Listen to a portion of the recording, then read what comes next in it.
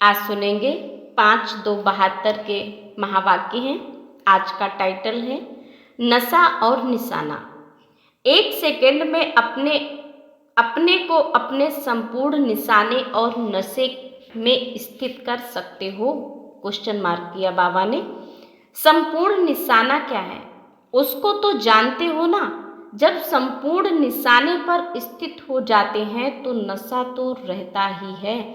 अगर निशाने पर बुद्धि नहीं टिकती तो नशा भी नहीं रहेगा। निशाने पर स्थित होने की निशानी है नशा। तो ऐसा नशा सदैव रहता है? क्वेश्चन मार्क किया बाबा ने। बाबा ने कहा निशाने पर स्थिति होने की निशानी है नशा। तो बाबा ने पूछा कि ऐसा नशा सदैव रहता है? जो स्वयं नशे में रहते हैं वो दूसरों को भी नशे में टिका सकते हैं। जैसे कोई हद का नशा पीते हैं तो उनकी चलन से, उनके नयन से, चैन से कोई भी जान लेता है इसने नशा पिया हुआ है। इसी प्रकार ये जो सभी से श्रेष्ठ नशा है जिसको ईश्वरीय नशा कहा जाता है, इसी में स्थित रहने वाला भी दूर से दिखाई तो देगा ना।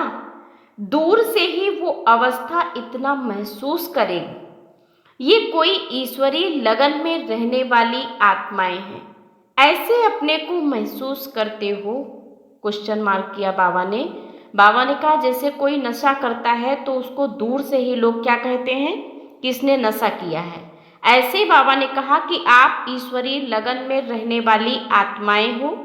ऐसे अपने को महसूस करते हो जैसे आप कहाँ भी आते जाते हो तो लोग देखने से ही समझें कि ये कोई प्रभु की प्यारी न्यारी आत्माएं हैं। बाबा ने कहा हमारे चाल चलन, हमारे व्यवहार से लोगों को पता चले कि ये परमात्मा के बच्चे हैं, ईश्वरीय बच्चे हैं। ऐसे अनुभव करते हैं। भक्ति मार्ग में भी ऐसी आत्माएं होती हैं, उन्हों के नयन चैन से प्रभु प्रेमी देखने आते हैं। तो ऐसी स्थिति इसी दुनिया में रहते हुए, ऐसी कारोबार में चलते हुए समझते हो कि ये अवस्था रहेगी। ये सिर्फ लास्ट में दर्शन मूर्त की ये स्टेज होगी। क्या समझते हो? क्या अंत तक साधारण रूप ही रहेगा? वह ये झलक चेहरों से दिखाई देगी। वह सिर्फ लास्ट टाइम जैसे पर्दे के अंदर तैयार हो, फिर पर्दा खुलता है और सीन सामने आकर समाप्त हो जाती है। ऐसे होगा। कुछ समय ये झलक दिखाई देगी।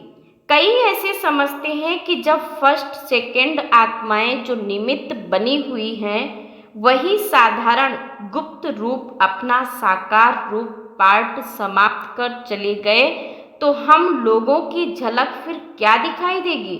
लेकिन नहीं। सन सोच फादर गाया हुआ है तो फादर का शो बच्चे प्रैक्टिकल में लाने से नहीं करेंगे।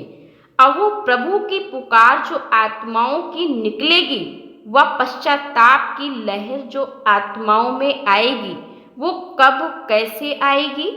जिन्होंने साकार में अनुभव ही नहीं किया उन्हों को भी बाप के परिचय से कि हम बाबा के बच्चे हैं ये कब मानेंगे कि बरोबर आप बाप आए लेकिन हम लोगों ने कुछ नहीं पाया। तो ये प्रैक्टिकल रूहानी झलक और फरिश्तेपन की फलक चेहरे से चलन से दिखाई दे।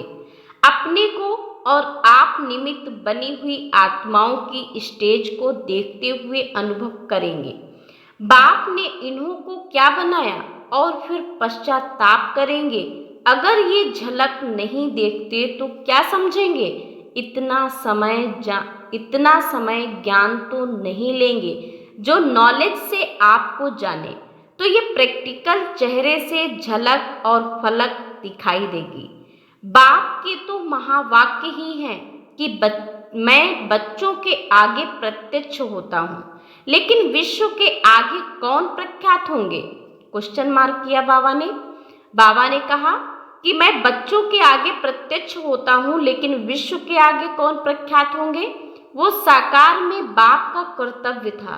प्रैक्टिकल में बच्चों का कर्तव्य है प्रख्यात होने का और बाप का कर्तव्य है बैकबोन बनने का, गुप्त रूप में मददगार बनने का।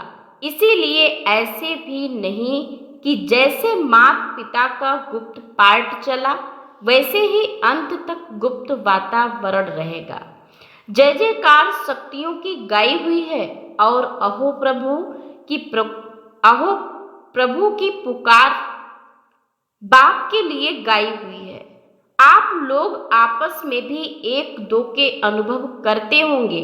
जब विशेष अटेंशन अपने निशाने व नशा का रहता है तो भले कितने भी बड़े संगठन में बैठे होंगे तो भी सभी को विशेष कुछ दिखाई जरूर देगा। महसूस करेंगे कि ये समय याद में बहुत अच्छा बैठे। अभी जो साधारण अटेंशन है वो बदलकर नेचुरल विशेष अटेंशन हो जाएगा और चेहरे से झलक फलक दिखाई देगी। सिर्फ स्मृति को शक्तिशाली बनाना है। बाबा ने कहा कि अपने चेहरे से झलक फलक दिखाई देगी।